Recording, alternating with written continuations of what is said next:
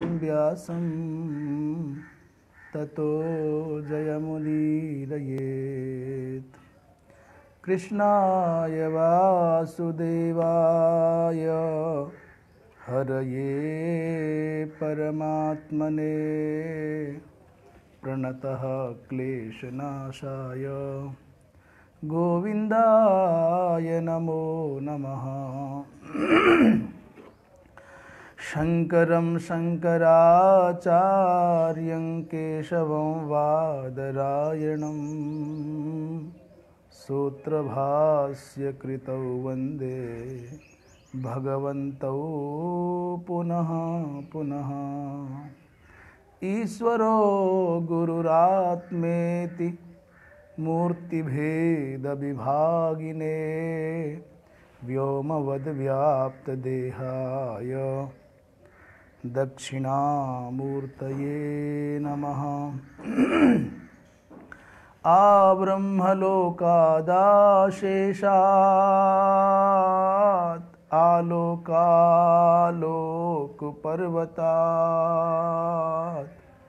ये वसन्ति द्विजा देवास्तेभ्यो नित्यं नमाम्यहम्।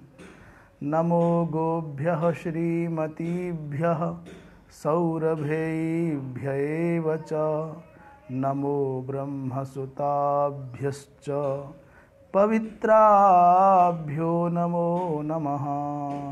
नारायण नारायण नारायण। भगवद गीता के माध्यम से सद्विचार की इस पावन गंगा में अवगाहन करने के लिए उपस्थित हुए सभी सुधीजन, संतजन, विद्वज्जन, महानुभावों का अभिनंदन। आज 13वां दिन और प्रसंग चल रहा था सत और असत का। ये बात तो बहुत सरल है कहने में, समझने में कठिन है, समझाने में और अधिक कठिन है, पर मानो कि कहना सुनना दोनों सरल है, तो समझना समझाना भी सरल ही है, कोई कठिन बात नहीं है। बता दो विभाजन करके कि ये सत्य है, ये असत है, जैसा बता रहे हैं। रामचरितमानसकार ने भी कह दिया, गो गोचर जहाँ लगी मन जाई, सो सब माया जानो भाई। जहाँ तक गो माने इंद्रियां और गोचर माने इंद्रियों के विषय,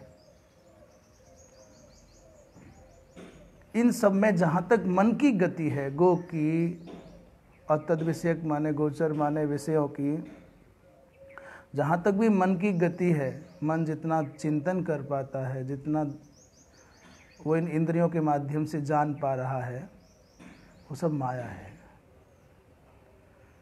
दूसरी बात कही थी, जो परिवर्तनशील है वो असत है, जो अपरिवर्तनीय है वो सत है। तो बड़ा आसान है कह देना, सुनना सुनाना, समझना समझाना, पर बहुत कठिन है कि इसको अपनी वृत्तियों में इनके साथ, इस विचार के साथ तादाद में कर पाना कि जो असत है तो फिर उसके पीछे क्यों भागे। जो मिथ्या है, जो चलना ही नहीं है, साथ देगा ही नहीं, तो उसके लिए क्यों हम आग्रह करें, क्यों हम उसके लिए श्रम करें। ये बात व्यावहारिकता में आना बहुत कठिन है। और इसको कठिनता क्या है, जैसे तैरना किसी को आ जाए तो 2 दिन में आ जाए, और नहीं आए तो 2 जन्मों में भी ना आए। जैसे पानी पर तैरना प्रारंभ में बहुत कठिन है, पर जब तैरना आ जाता है तो वही तरण क्रिया बहुत सरल हो जाती है, बहुत मनोरंजक हो जाती है, बहुत सुखद हो जाती है, और तब कहते बहुत आसान है तैरना। पर जिसको नहीं आता और तैरने का अभ्यास करने चला तो उसके लिए बहुत कठिन है। साइकिल चलाना भी पहली बार में बहुत कठिन है। हैंडल को संभालें, आगे सामने आगे रास्ता देखें कि पेडल पर पैर जा रहा है नीचे, क्या देखें, क्या करें। पर जब आ जाता है तो फिर हाथ छोड़ करके भी चलाया जाता है। ऐसे ही प्रत्येक क्रिया प्रारंभ में कठिन है और निरंतर अभ्यास के द्वारा, निरंतर मनन के द्वारा उसमें दक्षता पाई जा सकती है। तो सत और असत का विवेचन करना, ये बात एक अलग है, और सत और असत का विवेचन करने के बाद में सत को स्वीकार कर लेना और असत का परिहार कर देना, ये बहुत कठिन है। इसी के लिए सब अग्निहोत्रादि कर्म है, संन्यासादिक आश्रम हैं, सबके अपने अपने वर्ण धर्म हैं, उनके अनुसार जीवन जीना चाहिए। तो सत और असत की चर्चा करने के बाद कहते हैं कि निसंदेह किम पुनः तत् यत् सत एव सर्वदा एव अस्ति इति उच्यते। ये पूर्व पीठिका है, उत्थापिका है। जो सत है और सर्वदा रहता है, सर्वदा एव अस्ति है, तो तत् किम पुनः, वो है क्या, इति उच्यते, इस विषय पर अपनी आगे की बात कर रहे हैं। यद्यपि परमार्थ प्रपा नाम के टीकाकार ने इस पूर्व श्लोक को बहुत प्यारे ढंग से श्लोकबद्ध करके कहा है, पर चूंकि वो सब बातें हम बोल ही चुके हैं इसलिए उधर जा नहीं रहे। अविनाशी तु तद विद्धि येन सर्वमिदं ततं विनाशमव्ययस्यास्य न कश्चित् कर्तुमर्हति। इस श्लोक का सामान्यतया शब्दार्थ समझ लें और श्लोक का अर्थ करने की बड़ी सामान्य प्रक्रिया है अन्वय। अन्वय के दो भाग हैं, खंडान्वय, दंडान्वय, उधर हम नहीं जाएंगे। अविनाशी तो तद विद्धि ये ना, उसको तुम अविनाशी जानो। ये न माने जिसके द्वारा इदम सर्वम ततम अस्ति। अविनाशी कौन है, इस बात को स्पष्ट करते हुए भगवान श्री कृष्ण कहते हैं कि वही अविनाशी है। ये न माने जिसके द्वारा, विद्धि माने जानो, उसको अविनाशी जानो। ये न जिसके द्वारा इदम सर्वम ततम अस्ति। इदम माने ये जगत वाच्य है, ये प्रपंच वाच्य है, ये समग्र जगत, ये समग्र प्रपंच जिनके द्वारा तत् माने विस्तृत है। अच्छा, फिर अगली बात कहते हैं अस्य अव्ययस्य। अब अस्य का अर्थ हो गया ये अविनाशी तत्व। इस अस्य अव्ययस्य माने व्यय रहित तत्व का विनाशम माने विनाश और कश्चित माने कोई भी, ना माने नहीं, कर्तुम अर्हति, जिसके द्वारा ये समग्र प्रपंच व्याप्त है, विस्तृत है, उस अव्यय तत्व का कोई विनाश करने वाला हो नहीं सकता। उसको तुम, उस अविनाशी को जानो, तद विद्धि। बहुत साधारण सी बात है। संसार के लोगों का आकर्षण छोटे छोटे बच्चों के मुख कमल को देख करके उसका स्पर्श करने का, खिलाने का, खेलने का, चुंबन करने का बन जाता है। बड़े सुंदर सुंदर बाग बगीचों को, नदियों को, सरोवरों को, वन प्रांतों को, पर्वतों को कहते वहां आनंद आ गया।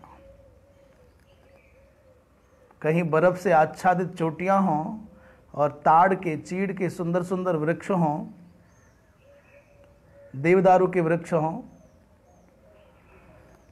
कल कल करती हुई पावन निर्झरों से शोभित नदियां हों, चारों दोनों दिशाओं से, दोनों तटों से उसमें कल कल करते हुए छोटे छोटे निर्झरों के, जलप्रपातों के प्रवाह आ रहे हों, और वो नदी, तो ऐसे में व्यक्ति अपने सांसारिक व्यामोह से विमुक्त होकर के बहुत आनंद का अनुभव करता है। छोटे बच्चों को, सुंदरतम पत्नी को देख करके बहुत खुश होता है। आरामम तस्य पश्यन्ति न तम पश्यति कश्चन। आरामम तस्य पश्यन्ति न तम पश्यन्ति केचन। वहाँ पश्यन्ति है तो यहाँ भी, अथवा आरामम तस्य पश्यति न तम पश्यति कश्चन, ऐसा कर लो। उसके द्वारा बनाए गए इस शोभायमान आकर्षक संसार को देख करके तो मुग्ध हो रहे हैं छोटे बच्चे को कि अभी मेरा बच्चा है, पर ये नहीं पता कि जिसने दिया है उसका भी ध्यान करना है क्या। जिस परमात्मा ने ये बाग बगीचे बनाए हैं उस परमात्मा का भी ध्यान करना है कि नहीं। बच्चे से खुश हैं, पर जिसने दिया है उसका, तो जिसने संसार को ये रूप दिया है वो अविनाशी है और उसका कोई विनाश नहीं कर सकता। भाष्यकार भगवान कहते हैं अविनाशी न विनष्टुम शीलम अस्य इति। अविनाशी का मतलब है जो विनाशशील नहीं है। और यहां तू शब्द का प्रयोग क्यों किया है, इस विषय पर विचार करते कहते हैं अविनाशी तू शब्द का अर्थ है तू शब्द असतो विशेषणार्थ। ये जो तू शब्द है असत से सत्य की विलक्षणता को द्योतित करने के लिए है। असत की अपेक्षा सत कितना विलक्षण है इस बात को स्पष्ट करने के लिए तू शब्द का प्रयोग किया गया है। तू शब्द असतः विशेषणार्थः अर्थात प्रदर्शनाय वैशिष्ट्य प्रदर्शनाय अस्ति। तद्विद्धि ये पद आया है श्लोक में, तो उसका कर तद्विद्धि माने बिजानी ही, जानो। ये भी लोट लकार के मध्यम पुरुष का एक वचन है। तद्विद्धि किम येन सर्वम इदम जगत, क्या जाने, किसको जाने, बोले जिसके द्वारा, ये न माने जिस परमात्म सत्ता के द्वारा, इदम सर्वम जगत ततम माने व्याप्तम अस्ति, उसको जानो। वो सदाख्येन ब्रह्मणा, वो सद संज्ञक ब्रह्म सत्ता के द्वारा आकाश के सहित लघु से लघु तृण से लेकर के आकाश पर्यंत ब्रह्मा पर्यंत सबको सत संज्ञक ब्रह्म सत्ता के द्वारा व्याप्त किया गया है। उदाहरण दे रहे हैं कैसे व्याप्त किया है, बोले जैसे आकाशेन इव घटादयः, जैसे आकाश के द्वारा घटादिक व्याप्त है, घट पट मठ आदिक व्याप्त हैं, इसलिए घटाकाश पटाकाश मठाकाश। एक महाकाश के द्वारा ये छोटे छोटे जो घटादिक हैं ये उसके द्वारा जैसे व्याप्त हैं। जो घटत्ववर्ती आकाश है जिसे घटाकाश कह रहे हैं, घटाकाश का मतलब है घड़े में रहने वाली जो खाली जगह है। आकाश का मतलब है अवकाश, इसलिए अंग्रेजी में आकाश को स्पेस भी कहते हैं। स्पेस माने खुली जगह। इस शरीर में पृथ्वी की सत्ता मालूम पड़ती है त्वचा के रूप में, अस्थि आदि के रूप में। इस शरीर में जल की सत्ता भी मालूम पड़ती है अश्रु के रूप में, स्वेद के रूप में और अन्य आदिक के रूप में। तेज की मात्रा भी मालूम पड़ती है नेत्रों के प्रकाश के रूप में, मुख कांति के रूप में। वायु की प्रतीति भी होती है श्वासादिक के रूप में, प्रत्यक्ष होती है, पर आकाश की प्रतीति नहीं होती। इसलिए चार वाक्यों ने चार ही पदार्थ, चार ही तत्व माने, पृथ्वी जल तेज वायु। वो कहते हैं आकाश है ही नहीं, उसकी कोई भूमिका ही नहीं है शरीर के निर्माण में। परंतु वो लोग जिन्होंने ये बात कही है उनकी अपने स्तर पर ठीक होगी। वस्तुतः आकाश का मतलब है कि यदि आकाश नहीं होगा तो मुख खुलेगा नहीं, अवकाश नहीं मिला तो ओष्ठ नहीं खुलेंगे, नहीं खुलेंगे तो शब्दोत्पत्ति कैसे होगी, आप चलोगे कैसे। खुला स्थान नहीं होगा तो आप सांस नहीं ले पाएंगे, आप चल नहीं पाएंगे, न शब्द का उच्चारण होगा, न गति होगी, न जलपान होगा, न भोजन होगा और न दर्शन होगा। आंखों के ठीक सामने यदि कोई दीवार लगा दी जाए, पार्थिव तत्व की सत्ता आ जाए, आकाश ना मिले, अवकाश ना मिले तो देखेगा कोई। इसलिए आकाश के बिना तो न देखना, न बोलना, न चलना, न खाना, न पीना कोई संभव ही नहीं है। वायु को भी गति देता है आकाश, अग्नि को भी प्रगति देता है आकाश, जल को भी प्रवाहित करता है आकाश। इस धरा की सत्ता का आधार भी है आकाश।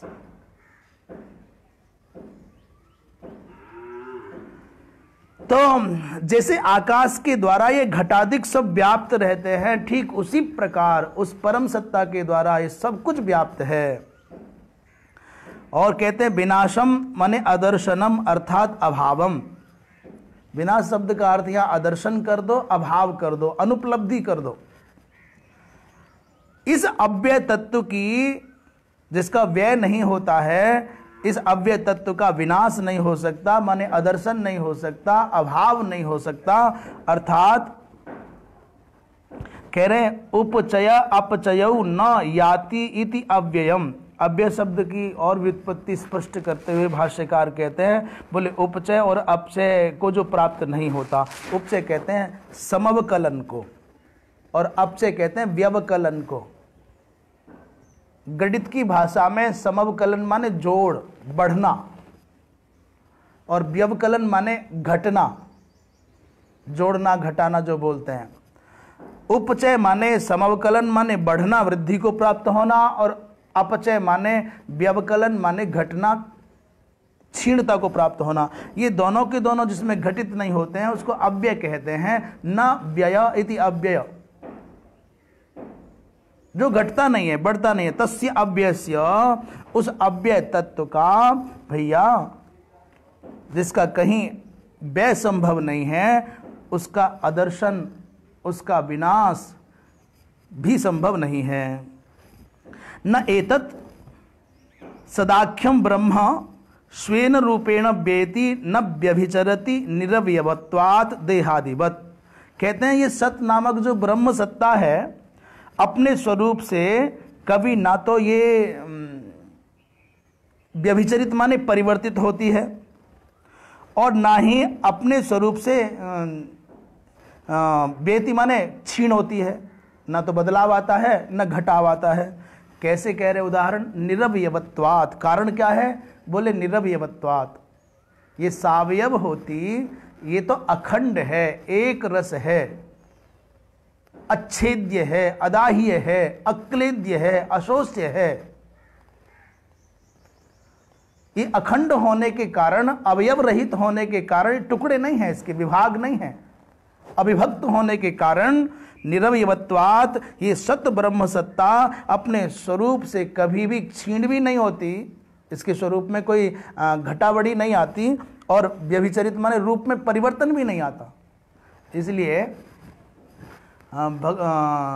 भगवान कृष्ण के चित्रादिक आप देखते हैं, भगवती माँ राधा आदिक को देखते हैं, जो मूर्ति आदिक बनती हैं, तो आप शंका कर सकते थे साहब ये बूढ़े नहीं होते। बोले नहीं, 16 वर्षीय कुमारवती ही भगवान का स्वरूप यहाँ रहा 125 वर्ष तक। तो मनुष्य शरीर की तरह से विकृत होने वाले देह अचिंत्य, वो चिन्मय बपू धारण करने वाले भगवान लोक कल्याण के हित अवतरित हुए, इसलिए उनकी स्व माया संकल्पित कल्पित स्वीकृत चिन्मय देह में विकार कहां से आएगा। उनका प्रकट होना और अप्रकट हो जाना, उनका तिरोधान और आविर्भाव, ये भी उनकी स्वेच्छा से ही है भैया। उसमें कैसे बोले देहादिवत, जैसे शरीर में परिवर्तन होता है, क्षय वृद्धि होती है, वैसे इस आत्मा में ऐसा नहीं होता भाई। क्यों, बोले निरवयवत्वात्। आगे कहते न अपि आत्मीयेन आत्मीया भावात् यथा देवदत्तो धनहान्या व्येति न तो एवं ब्रह्म व्येति। एक और दूसरी दृष्टांत के रूप में उदाहरण दे रहे हैं। जैसे किसी देवदत्त नामक, अथवा आप अपना नाम जोड़ लीजिए, किसी भी देवदत्त, यज्ञदत्त, राम, कृष्ण आदि नाम बोल सकते हो, कुछ भी, अजय, भास्कर आदि। जैसे देवदत्तो धनहान्या, देवदत्त का कुछ धन चला गया और उसके अपने धन की हानि हुई, तो लोग कहते हैं भाई इसका घाटा लग गया। ये वो है जिसका क्या बोलते हैं, दिवाला निकल गया, इसने घोषणा कर दी साहब मेरा सब।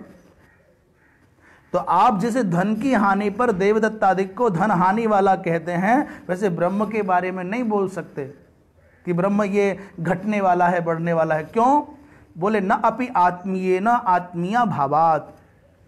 इस ब्रह्म तत्व का कोई निजी पदार्थ विभक्त भाग नहीं है।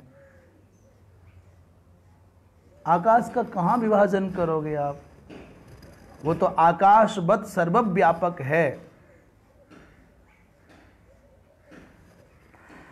इसलिए देवदत्तादि के समान उसको आप ऐसे नहीं बोल सकते कि हिसाब घटने वाला है कि बढ़ने वाला है। अतः इसीलिए अव्यस्य अस्य ब्रह्मण विनाशम न कश्चित कर्तुम अर्हति, इसलिए इसका विनाश कोई कर ही नहीं सकता है। न कश्चित आत्मानम विनाशयितुम शक्नोति ईश्वर अपि, और इतनी बात नहीं, कोई आत्मा का विनाश नहीं कर सकता भले ही ईश्वर ही क्यों ना हो। भगवान भी ईश्वर भी इस आत्मा का विनाश नहीं कर सकते। आत्मा ही ब्रह्म स्वात्मनि च क्रिया विरोधात, ये आत्मा ही ब्रह्म है, आत्मा ही वेदम, ये आत्मा ही तो है सब कुछ। सर्वम खलु इदम ब्रह्म, ये सब कुछ ब्रह्म है और अपने आप में क्रिया का विरोधी है। अब आगे हम तो कह रहे हैं, प्रश्न उठा रहे हैं, मैंने जिज्ञासा जता रहे हैं, तो फिर तत् असत किम, वो असत क्या है? यत् माने जो स्वात्म सत्ताम व्यभिचरति, अपनी सत्ता से अपने स्वरूप से जो बदलता रहता है, परिवर्तित होता रहता है, वो क्या है? अभी तक तो बताया सत तत्व वो है जिसमें कोई परिवर्तन नहीं आता, जिसको कोई नष्ट नहीं कर सकता। यहाँ तक ईश्वर भी आत्मसत्ता का विनाश नहीं कर सकते। तो फिर वो असत क्या है जो बदलता है? इस प्रश्न के, इस जिज्ञासा के समाधान हेतु कहते हैं इति उच्यते। आगे कह रहे हैं, अंतवंत इमे देहा नित्यस्योक्ताः शरीरिणः अनाशिनो अप्रमेयस्य तस्मात् युध्यस्व भारत। अब तक सत तत्व का विवेचन करने के बाद अब असत के बारे में विचार कर रहे हैं। बोले असत क्या है? तो अनाशिना अप्रमेयस्य, यहां संबोधन किया, हे भारत,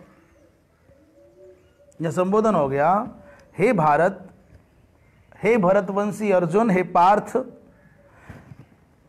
अनाशिना अप्रमेयस्य, जो अनासी माने नाश रहित है और अप्रमेय माने जो प्रमाणादिक के द्वारा ज्ञेय नहीं है, में नहीं है, जो शरीरी, शरीर नहीं कहा, शरीर बाले को शरीरी कहते हैं, शरीरम अस्यास्ति शरीरी। तो जो शरीरी है, जो नित्य है, अस्य अनाशिनः अप्रमेयस्य नित्यस्य शरीरिणः इमे देहा सन्ति उक्ताः अंतवन्तः उक्ता इमे देहा, इस अप्रमेय अनाशी नित्य शरीरी के ये नाश वाले शरीर कहे गए हैं। अर्थात ये जो शरीर हैं उसके आश्रय में ही पलते हैं और ये नाशवान हैं। तस्मात, और ये जब जान जाओ तुम कि नित्य तो आत्मा है, ये शरीर तो नाशवान है, अनित्य है, इसलिए उठो और युद्ध से माने युद्ध करो। हे भारत, उठकर खड़े हो और युद्ध करो। भगवान भाष्यकार क्या कह रहे हैं, थोड़ा सा विचार दृष्टि डाल लेते हैं। अंतवंत माने अंतो विनाशो विद्यते येषान्ते अंतवंतः। अंत माने विनाश है जिनका निश्चित, वे सब अंत वाले हैं। जैसे मृग तृष्णिकादौ सद्बुद्धि ही अनुवृत्ता प्रमाण निरूपणान्ते विच्छिद्यते स तस्या अंतः तथा इमे देहाः स्वप्न माया देहादिवत च अंतवन्तः। ये भगवान भाष्यकार की वाणी को हमने यथावत आपको सुनाया। अंत माने विनाश है जिनका, उनको अंतवंत कहते हैं। ये विनाश वाले हैं माने नाश होने वाले हैं। जैसे उदाहरण दे रहे हैं, मृग तृष्णिका है और उसमें लोग सद्बुद्धि माने जल बुद्धि कर लेते हैं। मरुमरीचिका में जल बुद्धि हो गई, और वो जल बुद्धि सद्बुद्धि को प्रमाण के द्वारा जब निर्णय करने पर आया कि भाई इसमें जल है कि नहीं, ये लक्षण प्रमाणाभ्याम वस्तु सिद्धि ही, लक्षण और प्रमाण के द्वारा वस्तु का बोध होता है, वस्तु की सिद्धि होती है। तो जब लक्षण और प्रमाण के द्वारा उसका परीक्षण किया गया, प्रमाण निरूपणांते विच्छिद्यते, वो जल बुद्धि नष्ट हो गई। कोई बहुत प्यासा था, अत्यंत पिपासित, ये मृग के लिए कहा जाता है कि मृग मरुस्थल में जल की अभिलाषा में दौड़ता है कि वो जल है सामने, और दौड़ता है और आगे वाला है, परंतु जल होता ही नहीं। अभी मरुस्थल में जाकर के जल की भ्रांति की कल्पना करने का अवसर तो शायद किसी को मिले, पर प्रायः सड़क पर चलने का तो सबको अनुभव होता है। दृष्टांत वही अच्छा, उदाहरण वही अच्छा जो बात को पूरी तरह से समझा दे। जैसे अब मरुमरीचिका का अनुभव तो सबको नहीं होता। नदी के किनारे, समुद्र के किनारे, अथवा वहाँ चले जाए जहाँ पर रेगिस्तान है, तो वहाँ दूर देखते हैं बालू पर तो जल लहराता हुआ दिखाई देता है। पर सड़क पर आप गाड़ी में बैठे हो या बाइक पर बैठे हो या पैदल भी चल रहे हो, तो वो डाबर की सड़क पर प्रायः जो काली सड़क होती है, तारकोल की जो सड़क होती है, आप देखेंगे धूप पड़ती हो तो ऐसा लगता है दूर जैसे पानी से गीली सड़क हो, परंतु ऐसा कुछ होता नहीं है। जितना पास जाओगे उतना ही आपको सूखापन और दाहकता मिलेगी। वहाँ जल की संभावना भी हो नहीं सकती, पर आंखों को भ्रम होता है कि शायद सड़क पर आगे जल है, जल जैसा चमकता है। तो जैसे आप वस्तु सिद्धि के लिए लक्षण और प्रमाण का आश्रय लेंगे तो वो जो बुद्धि है विच्छिद्यते, नष्ट हो जाती है। यही उसका अंत है, भ्रम का अंत है यही। तथा वैसे ही इमे देहा, ये जो सामने दिख रहे हैं कि ये बाबा भीष्म है, ये गुरु द्रोणाचार्य है, ये मेरे स्वजन संबंधी हैं, ये आपको दिख रहे हैं, या हम और आप अपने परिवारों में स्वयं को, दूसरों को देख रहे हैं। ये जो शरीर हैं ये स्वप्न में देखे गए शरीरों के जैसे अथवा माया के द्वारा सृजित देहों के जैसे हैं और अंत वाले हैं। स्वप्न में जो देखते हैं हम, इस दुनिया में दृष्टा, दृश्य और दर्शन, इन तीनों के माध्यम से कुछ भी हम पाते हैं। दृष्टा माने देखने वाला, दर्शक, और दृश्य माने दिखने वाला, जो भी कुछ है, और दर्शन माने देखने की क्रिया, विधि, प्रक्रिया। तो जैसे संसार में बाहर दृष्टा कोई और है, दृश्य कोई और है, और दर्शन की क्रिया कुछ और है। बाहर दुनिया में दृष्टा भिन्न है, दृश्य भिन्न है, और दर्शन की प्रक्रिया भिन्न है।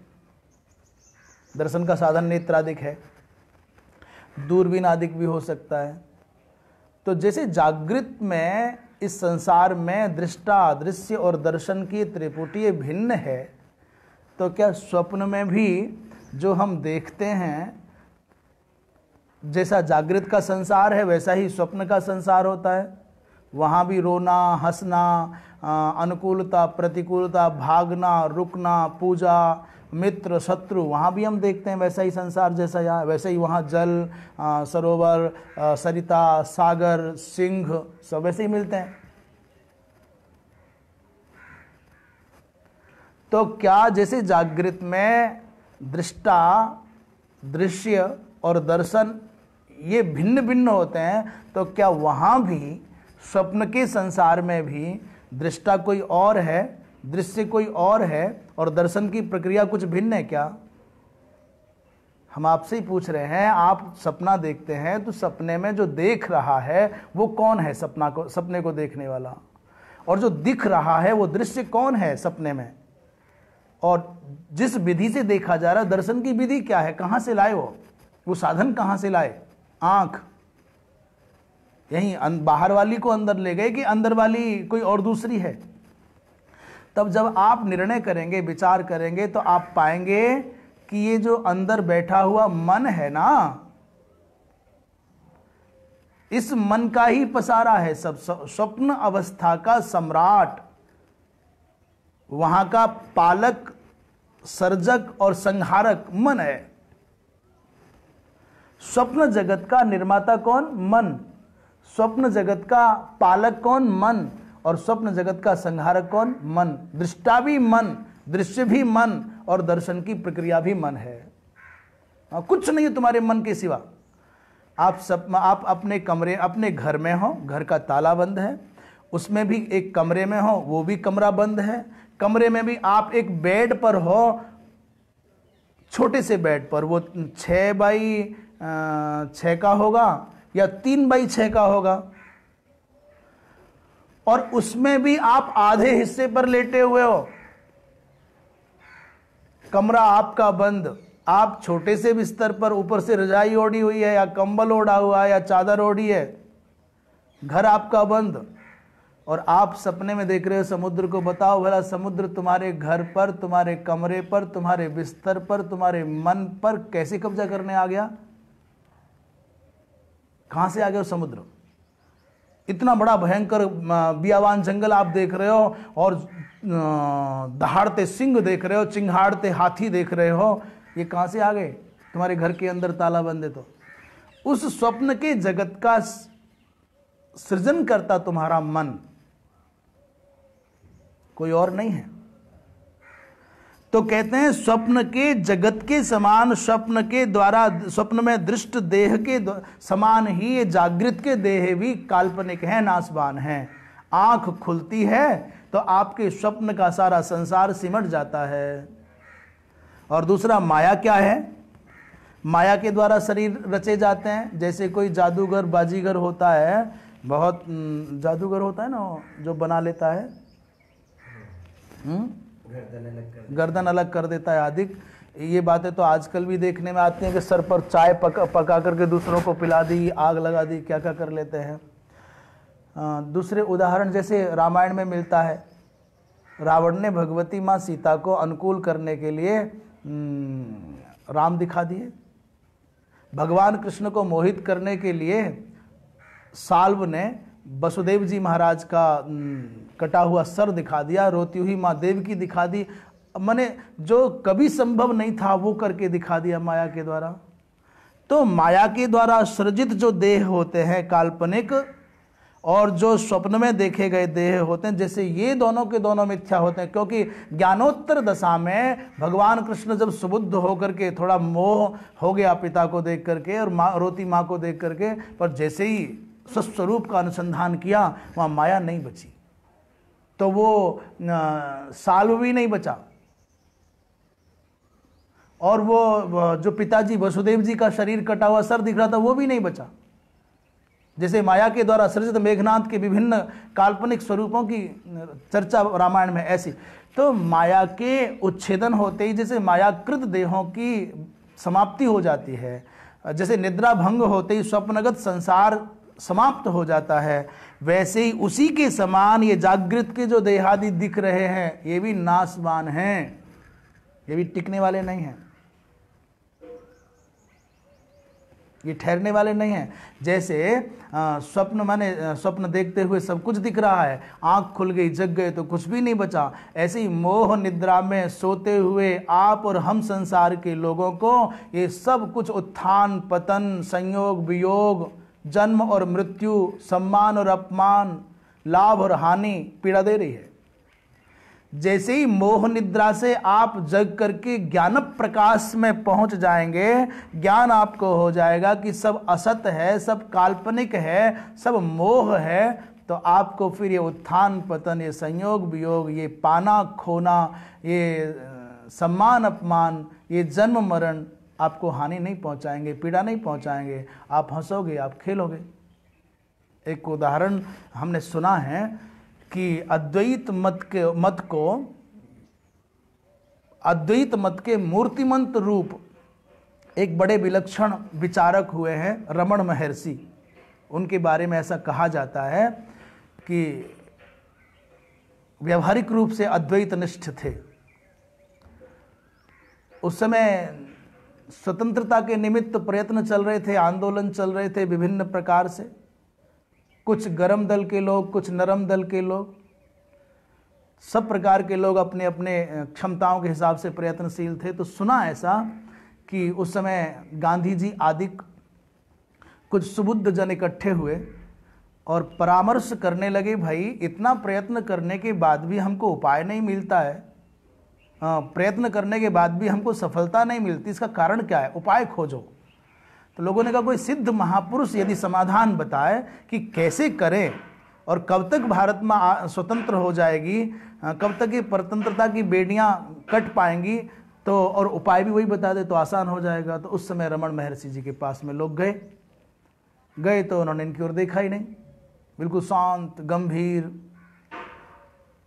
2-3 बार इन लोगों ने आग्रह किया कि महाराज आप तो बड़े पहुंचे हुए महात्मा हैं, सिद्ध महापुरुष हैं, आप मन में संकल्प भर कर देंगे तो भारत आजाद हो जाएगा, स्वतंत्र हो जाएगा, अथवा कोई उपाय आप बता दीजिए हम क्या करें, अथवा हमको ये बता दीजिए कब तक होगा। तो रमण महर्षि कुछ नहीं बोले। अब कितना सच है, कितना ये कर्ण परंपरा से केवल कल्पना के रूप में आया है हमको नहीं मालूम, पर हमने सुना है। अचानक रमण महर्षि जी ने प्रश्न कर दिया कि फिल्म देखा है? इन्होंने कहा देखा है। बोले फिल्म में यदि पर्दे पर आग लग जाए तो फिल्म में लगी हुई, पर्दे पर लगी हुई आग को बुझाने के लिए क्या करोगे? बाहर का पानी लाकर के उलीचोगे? या तो ये समाधान मान लीजिए कि प्रश्नोत्तर के क्रम से रमण महर्षि ने उनको समझाया कि फिल्म की लगी हुई आग, पर्दे पर दिख रही आग वस्तुतः आग नहीं है, उसका इस संसार से कुछ लेना देना नहीं है, वो काल्पनिक अग्नि है जो फिल्म का ही हिस्सा है। अथवा कुछ जन कहते हैं कि रमण महर्षि जी उठे और फिल्म हॉल में ले गए उनको। अभी कितना सच है हम फिर कहते हैं, हम इसकी प्रामाणिकता में नहीं जा पा रहे हैं, हम तो केवल बात कर रहे हैं।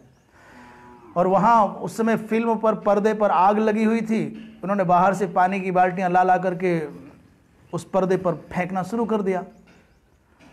इन गांधी जी आदि लोगों ने कहा ये कैसे ज्ञानी हैं, इतनी सी बात नहीं समझ पा रहे हैं क्या? बुद्धुओं के जैसी, बच्चों के जैसी हरकत कर रहे हैं, अज्ञानियों के जैसी हरकत कर रहे हैं।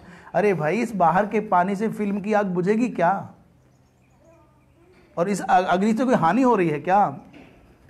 तो जब लोगों ने उनके हाथ रोके या पानी डालने के लिए मना किया तो लौट करके आकर के चुपचाप हाथ झाड़े और रमण महर्षि अपने आसन पर बैठ गए वृक्ष के नीचे। ये लोग भी आके बैठ गए, बोले महाराज ये क्या किया आपने? हम तो आपसे भारत माता की स्वतंत्रता के लिए प्रार्थना करने आए थे, संकल्प कराने की भावना से आए थे, उपाय जानने आए थे, आप तो ये क्या करने लगे? उन्होंने कहा उत्तर तो दे दिया। इस माया में, जगत में कहीं आग लगी है, उस आग को तुम कितना प्रयत्न करोगे, काल्पनिक आग को बुझाने के लिए जल खोजते फिरोगे, सब उसमें ही भास रहा है, उसके सिवा है क्या यहां पर? तो भाई, अद्वैत निष्ठा में स्वप्न का और माया का जैसे सृजित देह नाशवान होता है, वैसे ये सब नाशवान है। नित्यस्य शरीरिणः शरीरवतः अनाशिनः अप्रमेयस्य आत्मनः अंतवन्तः इति उक्ताः विवेकिभिः। विवेकी जनों ने कहा है, ये जो अविनाशी और अप्रमेय शरीरधारी नित्य आत्माएं, उसी के ये अंतवंत अंत वाले देह देखे जाते हैं, शरीर देखे जाते हैं। अब ये प्रश्न कर दिया, पूर्व पक्षी ने प्रश्न किया कि महाराज हमको भी बहुत अच्छा लगता है, प्रश्न करो उसका उत्तर पाओ। महाराज आपने 2 बात कही, एक नित्य कहा और एक अनासी कहा। तो अनासी कहने से माने अविनाशी कहने से काम चल जाता, नित्य कहने की आवश्यकता क्या थी? अथवा नित्य ही कह देते तो अविनाशी कहने की जरूरत क्या थी? 2 बात एक साथ परस्पर क्या आवश्यकता है कहने की? अविनाशी कहो या नित्य कहो, बात तो एक ही है। तो अविनाशी नित्यस्य अनाशिना इति न पुनरुक्तम, ये जो पुनरुक्ति क्यों हुई? नित्य और अविनाशी कह करके आपने पुनरुक्ति दोष का आश्रय क्यों लिया? दो बार एक बात क्यों कही?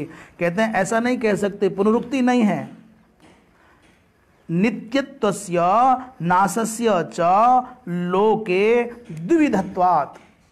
नित्य और नाशवान जो तत्व है वो संसार में दो प्रकार है। नित्य भी दो प्रकार का है और नाशवान भी दो प्रकार का है, इसलिए दोनों अलग अलग हैं। ऐसी प्रसिद्धि है संसार में। उदाहरण दे रहे हैं, प्रमाण दे रहे हैं। यथा देहो भस्मीभूतः अदर्शनं गतो नष्ट उच्यते। जैसे शरीर है, इससे चेतना निकल गई, प्राण निकल गए, अब ये इसको जला दिया गया तो ये भस्म हो गया।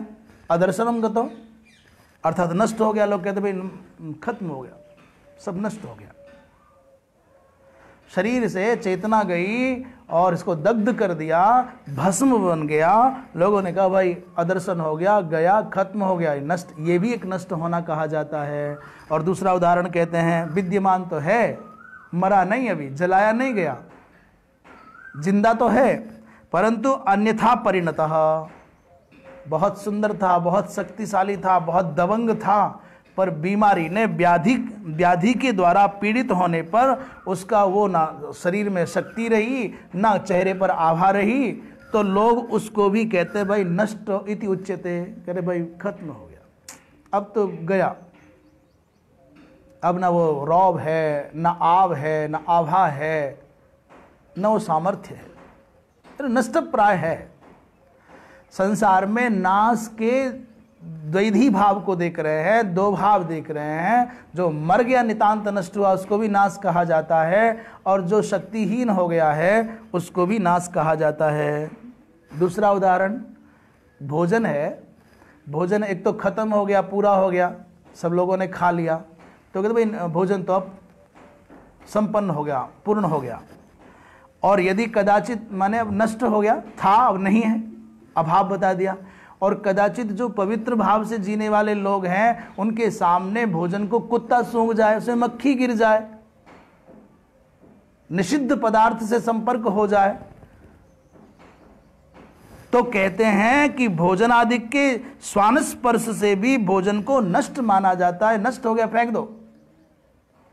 साहब क्या बताएं, भोजन के नष्ट होने का तो नाखून दिख जाए ना भोजन में, कटा हुआ नाखून गिर जाए और दिख जाए कि नाखून है, तो पूरे भोजन को त्याग देना चाहिए। उसमें केस बाल छोटा या बड़ा दिख जाए, तुरंत उस भोजन को त्याग देना चाहिए। आप कहोगे तो रबड़ी है या खीर है या इतना पवित्र परिश्रम से बना हुआ भगवान का भोग लगाया हुआ भोजन है, उसको एक बाल की वजह से त्याग दे, बाल को निकाल के फेंक दो, खा लो।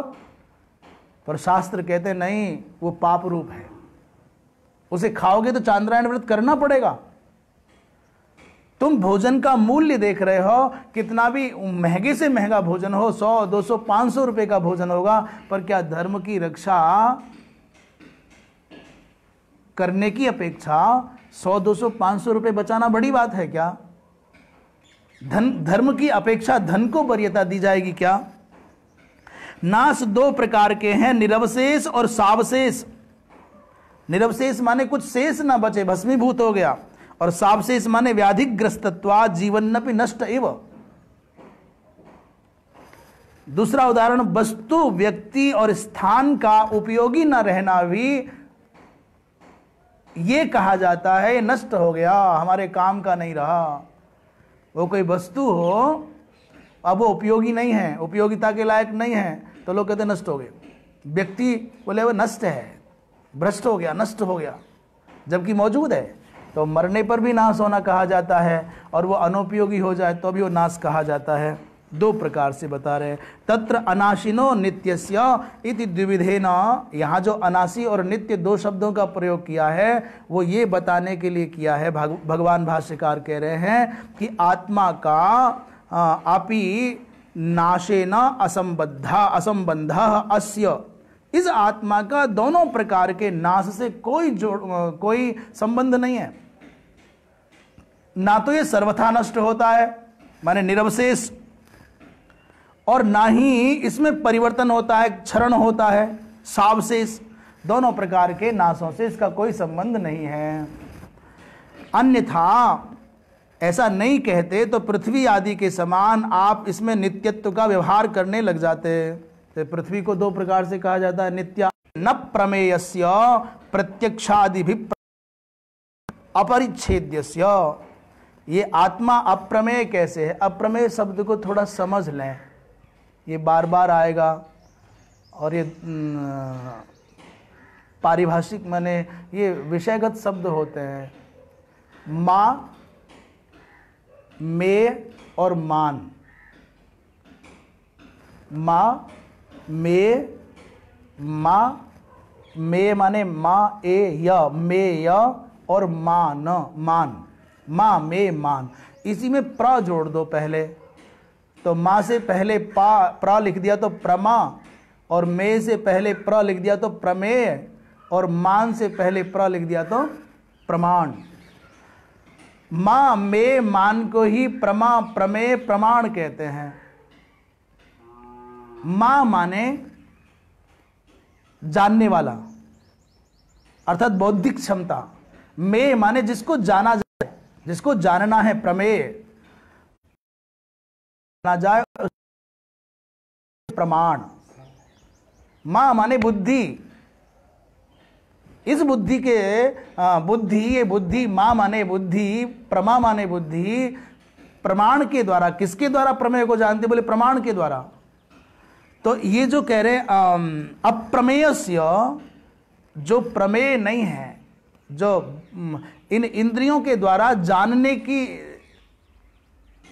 इन इंद्रियों में उसको जानने की क्षमता नहीं है, प्रत्यक्ष आदि प्रमाणों के द्वारा जिसका स्वरूप निर्धारित नहीं किया जा सकता, उसको प्रत्यक्षादि प्रमाणे अपरिच्छेद्यस्य, वो परिच्छेद्य नहीं है, इसलिए उसको अप्रमेय कहा। तो कह रहे भाई ननु आगमे न आत्मा परिच्छिद्यते प्रत्यक्षादिना च पूर्व। आप तो पहले कह आए हो कि आत्मा तो शास्त्रों के द्वारा परिच्छिन्न है, बोध्य है प्रत्यक्षादि के द्वारा। ऐसा आपने कहा? नहीं नहीं, ऐसा नहीं कह सकते। आत्मन स्वतः सिद्धत्वात्, आत्मा तो स्वतः सिद्ध है, उसको किसी अन्य प्रमाण की आवश्यकता नहीं है। कोई प्रमा, प्रमेय, प्रमाण इन शब्दों का अर्थ भी नहीं जानता होगा। गांव का बिल्कुल बिना पढ़ा व्यक्ति भी कहता है सांस चल रही, बोले आत्मा है, जीव है, इसके लिए किसी प्रमाण की जरूरत है?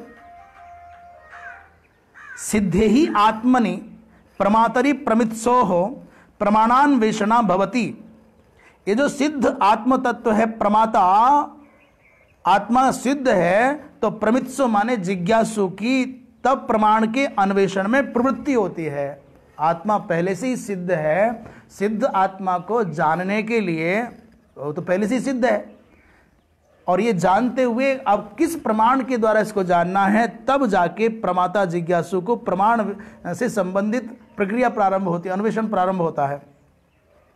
अच्छा, जैसे नहीं पूर्वम इत्थम अहम इति आत्मानम अप्रमाय पश्चात प्रमेय परिच्छेदाय प्रवर्तते नहीं आत्मा नाम कस्यचित अप्रसिद्धो भवति। ऐसे आत्मा कोई अप्रसिद्ध वस्तु तो है नहीं, वो ऐसा तो है नहीं कि लोग जानते नहीं हैं, उसको कोई पहचानता नहीं है, अज्ञात तत्व तो है नहीं। मैं अमुक अहम इति आत्मानम, खुद को पहले जानता है तब प्रवृत्त होता है। पर दुनिया में कोई इति आत्मानम, अहम इति आत्मानम अप्रमाय, खुद को जाने बिना भला कोई प्रमेय परिच्छेद में प्रवृत्त होगा क्या?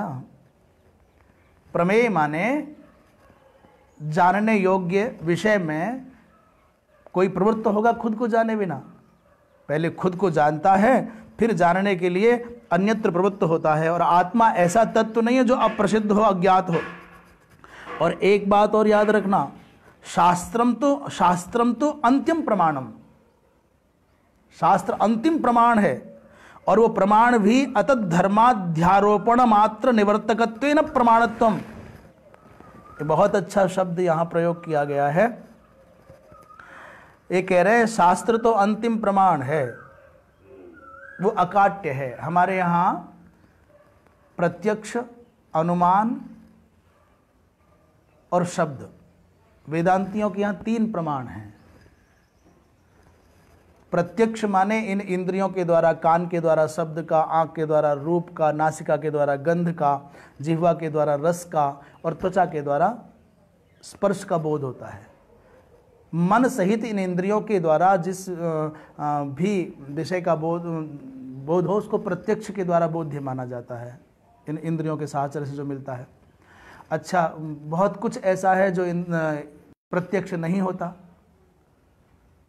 आपकी इन इंद्रियों की सीमा के पूर्व या पश्चात घटा है या दूर घटा है तो इन इंद्रियों से ज्ञात नहीं होता है। तब बोले उसके लिए अनुमान प्रमाण है। अनुमान का मतलब है कि पहले जब जब बादल हुए हैं तब तब वर्षा हुई है, जहाँ जहाँ धुआं होता है वहाँ वहाँ अग्नि होती है, अग्नि के बिना धुआं नहीं हो सकता, अनुमान प्रमाण हो गया। पर एक ऐसा भी विषय है जिसमें ना अनुमान काम करता है ना प्रत्यक्ष काम आता है, तो उसको कैसे जाने? बोले उसके लिए अकाट्य है, असंदिग्ध है शब्द प्रमाण, जिसे आगम प्रमाण भी कहते हैं। जैसे परमात्मा सत्ता में, भगवत सत्ता में ना तो तुम्हारा प्रत्यक्ष काम आता है और ना ही तुम्हारा अनुमान काम आता है, पर भगवत सत्ता में नैयायिकों ने अनुमान के द्वारा भगवत सत्ता का निरूपण किया है, ईश्वर सत्ता का निरूपण किया है। पर वेदांतियों के यहां पर शब्द ही प्रमाण है परमात्मा सत्ता में। अच्छा ठीक, दूसरी बात, अपने अपने पिता की सत्ता में, पिता की वस्तु स्थिति में बताओ क्या करेगा अनुमान और क्या करेगा प्रत्यक्ष?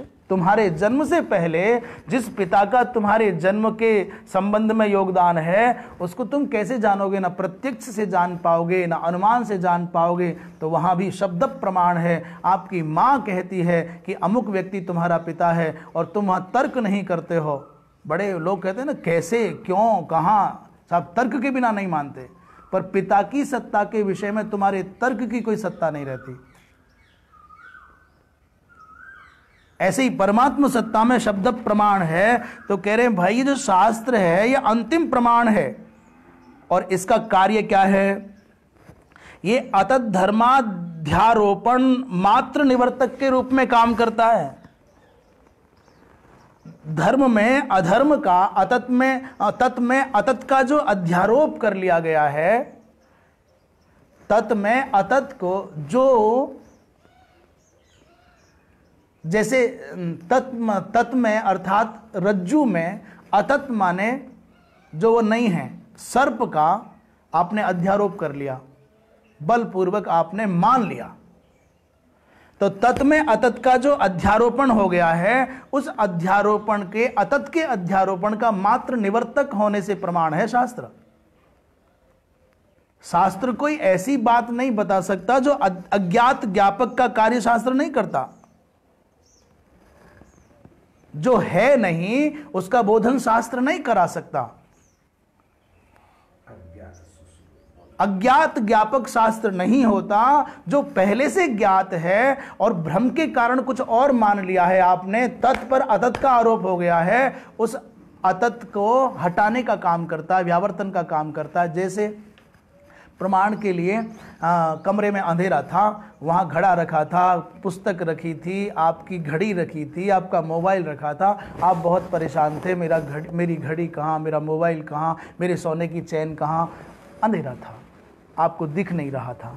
अचानक आपने जलाई लाइट, बताओ सारी चीज़ें दिखने लगी कि नहीं?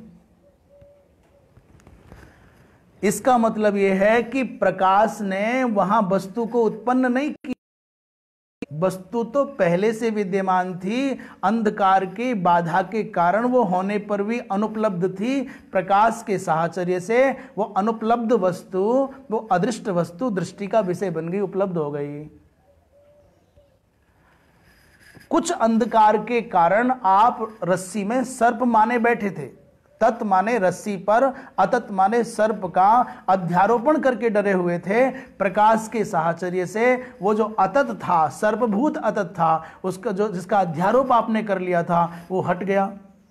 वहां सर्प को डंडा मार के नहीं भगाया, उसकी जगह रस्सी उत्पन्न नहीं की। रस्सी तो शास्त्र के विषय में इतना समझ लीजिए, वो अज्ञात ज्ञापक नहीं है, वो तो अतत का जो अध्यारोप हो गया उसको हटाने का कार्य करता है। ऐसे ही श्रुति भी कहती है यत् साक्षाद अपरोक्षाद ब्रह्म य आत्मा सर्वांतरः, जो साक्षात अपरोक्ष ब्रह्म है, जो साक्षात अपरोक्ष है वही ब्रह्म है, और यह आत्मा सर्वांतरः, ये आत्मा सबके हृदय में निवास करता है। यस्मात् एवं नित्य अविक्रिय च आत्मा तस्मात् युध्यस्व युद्धात् उपरमम् आकर्षीः, जिससे इसलिए ये नित्य है, अविक्रिय है आत्मा, इसीलिए तुम उठो, उठ के खड़े हो और युद्ध करो, युद्ध से पलायन मत करो। अब यहाँ एक बात और कह रहे हैं कि नहीं अत्र युद्ध कर्तव्यता विधीयते, ऐसा भगवान जो कह रहे हैं कि उठो, उठ के खड़े हो, आत्मा नित्य है इसलिए मारा नहीं जा सकता, ये मरता नहीं है, और शरीर जो हैं ये कभी ठहरने वाले नहीं हैं, तुम युद्ध से उपरत मत हो, युद्ध करो। यहाँ भगवान युद्ध को विधान नहीं कर रहे हैं, आदेश नहीं दे रहे कि युद्ध करो, क्योंकि अर्जुन तो खुद युद्ध करने के लिए आया हुआ है। युद्धे प्रवृत्ता एव ही, ये तो स्वयं युद्ध के लिए प्रवृत्त था, खुद ही चल करके आया है, दोनों सेनाओं के बीच में रथ खड़ा करने की बात कर रहा है। असौ अर्जुनः शोक मोह प्रतिबद्धः तूष्णीम आस्ते, खुद लड़ने की भावना से उत्साहित होकर के आए और शोक मोह से इनकी जो मेधा शक्ति थी वो प्रतिबद्ध हो गई, इसलिए धनुष छोड़ करके चुप होकर के खड़े हो गए। न योत्सेति गोविंदा उक्त्वा तूष्णीम बभूवः, नहीं लड़ूंगा ऐसा कहकर के चुप हो गए हैं। तो तस्य कर्तव्य प्रतिबंधापनयन मात्रम भगवता क्रियते, भगवान युद्ध में प्रवृत्त नहीं कर रहे अर्जुन को। कोई सोचे कि भगवान लड़ा रहे हैं तो ये भ्रम है, भगवान किसी को नहीं लड़ा रहे, भगवान तो लड़ने के लिए उद्यत व्यक्ति के चित्त में उत्साह के ऊपर जो शोक का मोह का एक आवरण आ गया था, अपने ज्ञान प्रकाश के द्वारा, ज्ञानोपदेश के द्वारा उस आवरण को हटा रहे हैं। तो उसके स्वयं के संकल्प और उत्साह के ऊपर जो बाधा आई थी, वो कर्तव्य प्रतिबंधक जो बाधा आई थी, उसको अपनयन मात्र भगवान ने किया है। तस्मात् युद्धस्य इति अनुवाद मात्रम न विधि, युद्धस्व ये अनुवाद मात्र है, अर्जुन के ही संकल्प को बल दे रहे हैं, भगवान विधान नहीं कर रहे, अपनी ओर से कुछ नहीं कह रहे। शोक मोहादि संसार कारण निवृत्त्यर्थं गीता शास्त्रम न प्रवर्तकम इति, इससे सिद्ध होता है गीता शास्त्र तो संसार के जो कारणभूत शोक मोह हैं उनका निवर्तक मात्र है, वो किसी और प्रवृत्ति का प्रवर्तक नहीं है। एतस्य अर्थस्य साक्षीभूते ऋचौ आनिनायो भगवान, भगवान इसी अर्थ को स्पष्ट करने के लिए दो ऋचाओं को रखेंगे। कठोपनिषद से, कठोपनिषद के मंत्रों को प्रायः दूसरे अध्याय में बहुत प्रयोग किया गया, गीता जी और कठोपनिषद बहुत मिलता है। तो भैया ये नहीं समझना ये तो शोक मोह का निवर्तन करता है, प्रवर्तक नहीं है। यत्तु मन्यसे युद्धे, जो तुम समझते हो कि युद्ध में भीष्मादयो मया हन्यते, मेरे द्वारा भीष्मादिक मारे जाएंगे, अहम एव तेषाम हंता, मैं ही इनको मारने वाला हूँ, इति ऐसा बुद्धि मृषा एव ते, ये तुम्हारी बुद्धि झूठी है, मिथ्या है, ये उचित नहीं है। ऐसा उस बात को ये कैसे, उस बात को सिद्ध करते हुए कह रहे हैं, य एनं वेत्ति हंतारम यश्चैनं मन्यते हतम उभौ तौ न विजानीतो नायं हन्ति न हन्यते। भगवान कृष्ण कहते हैं अर्जुन, य एनम, जो इस आत्मा को हंतारम वेत्ति, मारने वाले के रूप में जानता है, और यह और जो एनम माने इस आत्मा को हतम मन्यते, माने मारा हुआ जाता मानता है, मारने वाले हंता के रूप में और हत के रूप में, मारने वाले के रूप में अर्थात कर्ता रूप में, और मरने वाले अर्थात कर्म के रूप में जो मानता है आत्मा को, उभौ तौ न बीजानीतो, ये दोनों के दोनों बीजानाति बीजानीतः, ये लट लकार के प्रथम पुरुष का द्विवचन है। तो उभौ माने ये दोनों के दोनों जो मारने वाला और मरने वाला मानता है, ये दोनों के दोनों उस तत्व को नहीं जानते, क्योंकि अयम आत्मा न हंति कमपि न हन्यते केनापि। ना तो ये किसी को मार सकता है, मारता है, न किसी के द्वारा मारा जा सकता है, मारा जाता है। आत्म तत्व न किसी को मारता है, न किसी के द्वारा मारा जा सकता है। या एनम अर्थात प्रकृतम देहिनम आत्मानम, जो इस प्रकृत आत्मा को ऐसा जानता है कि हंतारम माने हनन क्रिया का कर्ता जानता है, कर्ता के रूप में।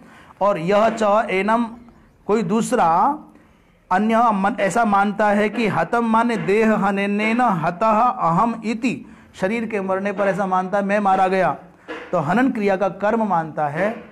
इस बात को थोड़ा सा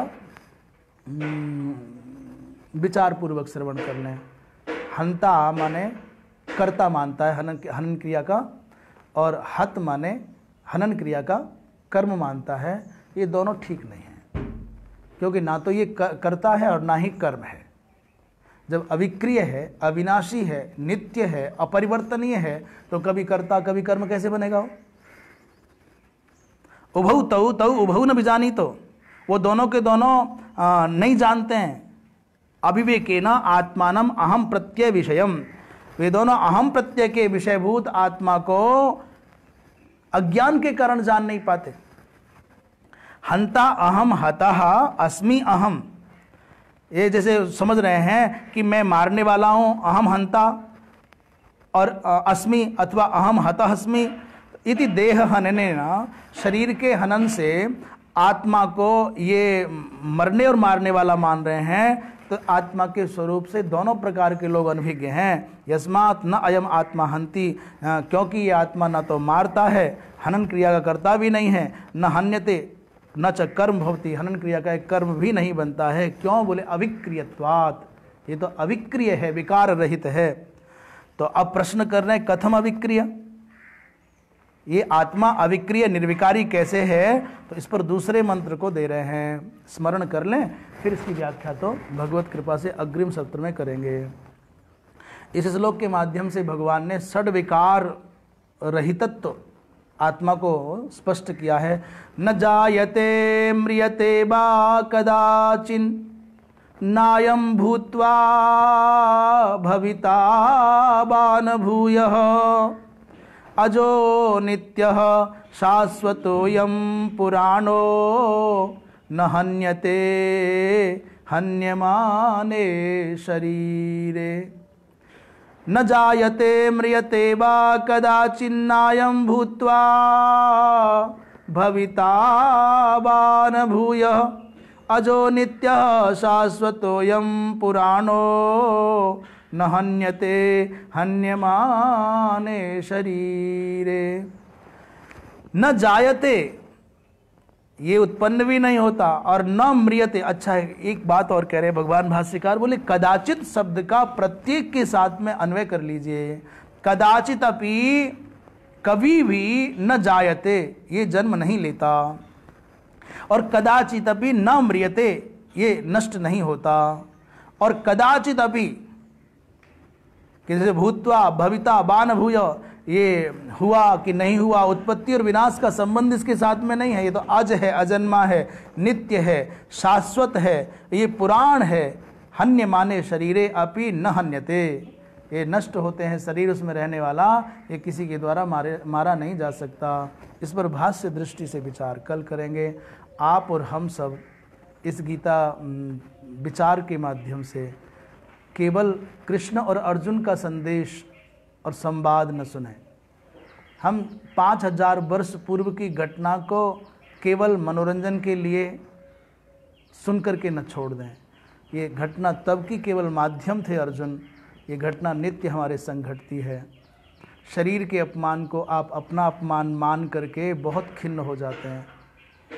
शरीर के सम्मान को आप अपना सम्मान मान करके बहुत फूलने लग जाते हैं। आपके अंदर जो कला है, विद्या है, गुण है, सौंदर्य है, शक्ति है, संपत्ति है, शोभा है, वो तुम्हारी नहीं है। और सच पूछो तो तुम्हारे पास में तुम्हारा क्या है, इस पर विचार कर लोगे तो आपको कुछ हाथ नहीं आएगा। जिस शरीर को तुम तुम्हारा मानते हो या तुम स्वयं अपना रूप मानते हो, ये शरीर माता पिता के पुरुषार्थ का परिणाम है। तुमने क्या किया इसके लिए? ये जो विद्या तुम बोलते हो, शब्द बोलते हो, वो तुम्हारे गुरुजनों के द्वारा सिखाए गए हैं। तुम्हारे पास क्या है? इस शरीर में जो भी विलक्षणता है, सौंदर्य है, शक्ति है, वो माता पिता के सौंदर्य और शक्ति का सम्मिश्रण है। जो विद्या, विवेक है, बुद्धि है, वो शास्त्रों की, संतों की, गुरुजनों की कृपा का परिणाम है। तुम्हारा नाम दूसरों ने रखा है, इस नाम के भी कारण तुम नहीं हो। दूसरे लोगों ने तुम्हारा नाम रखा, दूसरे लोगों ने तुम्हारी प्रगति में, तुम्हारी इस स्थिति में न जाने कितने कितने लोगों का योगदान। तुम तुम्हारे लिए क्या कर रहे हो? इसलिए तुम्हारा है क्या तुम्हारे पास में? इसलिए शरीर के तिरस्कार को अपना तिरस्कार और शरीर के सम्मान को अपना सम्मान मत मानो। भगवान ने कहा है, जिस किसी भी व्यक्ति में जो भी कुछ विशेषता है वो मेरी ही सत्ता है। यदि यदि विभूति मत्सत्वम श्रीमदूर्जित में हुआ। इसलिए बहुत गंभीरता से भगवत गीता के इस पावन विचार प्रवाह में नित्य अवगाहन करें और कुछ ना कुछ हर दिन अपने जीवन को परिष्कृत करने के लिए अच्छा करें। नारायण नारायण। सर्वे भवन्तु सुखिनः, सर्वे सन्तु निरामयाः, सर्वे भद्राणि पश्यन्तु, मा कश्चित् दुःखभाग् भवेत्। पूर्णमदः पूर्णमिदं पूर्णात् पूर्णमुदच्यते, पूर्णस्य पूर्णमादाय पूर्णमेवावशिष्यते। नारायण।